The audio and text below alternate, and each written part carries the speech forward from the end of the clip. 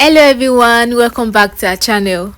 Today I'm going to show you how to blur a photo on your iPhone using a very simple method. Let's jump right in.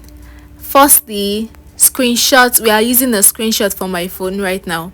So we take the screenshot, then take it to an editing app. Download a photo editing app called Snapseed. It is free and easy to use. Tap on the plus icon to import the photo you want to edit. Also tap on the tools, then select lens blur from the list of options.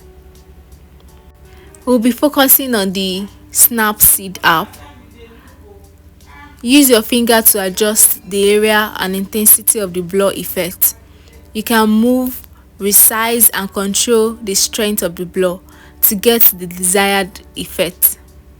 You can always go to the strength, increase it, blur, resize and control the strength. Once you are happy with the blur effect, tap on the check mark to apply it. Then tap on the export to save your edited photo on your camera roll. And that's it, guys. You've successfully blurred a photo on your iPhone. Thanks for watching. If you found this helpful, please like and subscribe for more quick tips. See you next time. Bye.